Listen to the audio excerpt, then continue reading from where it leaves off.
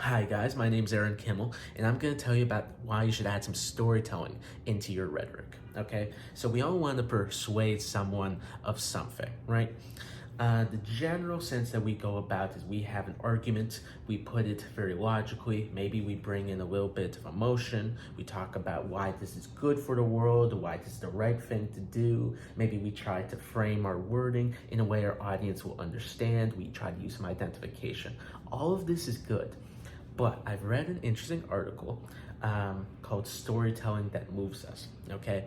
And they brought up this point that we like to use enthymemes, right? We like to imagine that they will make our arguments for us in their heads. That's why we don't need to use every single detail. But sometimes they're using enthymemes against us, that they are defeating our arguments in their heads. Our audience is defeating our arguments in their heads. As much as we might say A and B are great things, you should try them, they might say, well, is A and B actually so great? You know, I've heard C and D isn't so bad. Now, how do we prevent some of that? Well, we want them to empathize better with our position so that they can start arguing for A and B.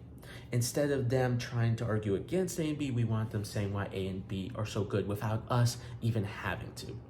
Right? So we need to get them in our point of view. We need to get them to empathize with our position and want to vouch for our position, which is what makes a story so good, because as they follow along in our story, they start to think our same way.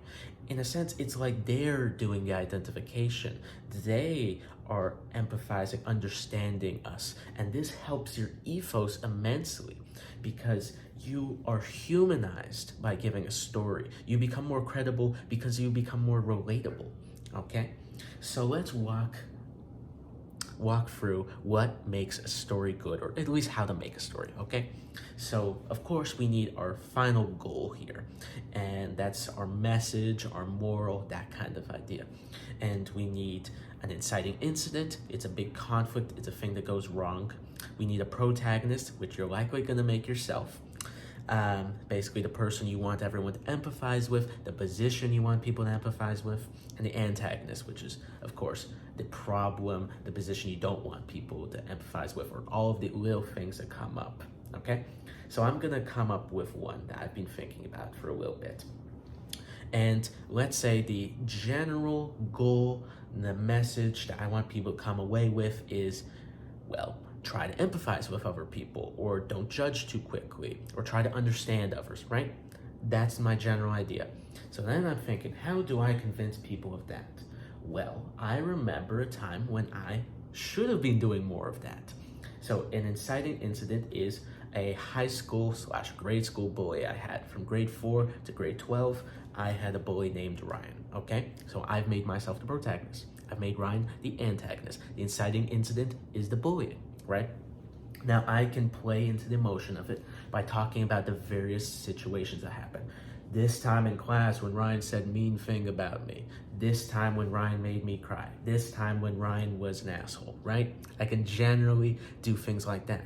And each of the stories that I use brings people on my journey, sort of makes them better empathize with me in my position. That's sort of your pathos, right? You get them feeling what you felt at the time. You can say, I remember I felt like crap when Ryan did this to me. And I bet you in their own heads, they're thinking of the exact same scenario when it might have happened to them, right? And then they're better already going with whatever message you're gonna say, even before you've said it. Now here's the interesting thing about this story with me and Ryan. Of course, it takes many twists and turns of you and a bully here, but most of the time, I'm always in a losing battle against Ryan. Ryan is pretty smart, pretty good at this stuff. He's a pathological liar. He's a good manipulator, okay? And over times, I'm trying to fight back against Ryan and I'm getting nowhere. But me and Ryan start having some arguments on the bus. We're both older. We're in our grade 11 years. And I start realizing that it's not that I'm beating Ryan in arguments. It's that we're arguing the exact same things. That me and Ryan actually understand each other. That we actually have quite similar backgrounds, that when we're arguing points, we actually end up thinking the same things. Now, I actually end up using that against him because I realized that my problems were actually Ryan's problems. and I start bullying him back. But you know what I realized in that moment? That me and this person who'd been against each other for 8 years actually had an immense amount of stuff in common.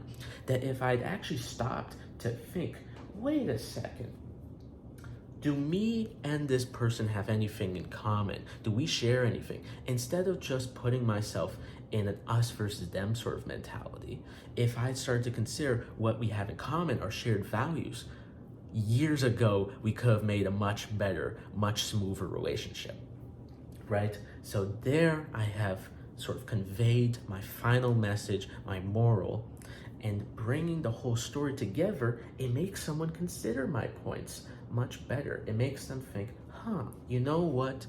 That's actually pretty good. Instead of someone saying, no, unity, shared values, all that's crap. When they see exactly what it did for someone else that they empathize with, they're far more convinced of it than any logical argument ever could convince them, period.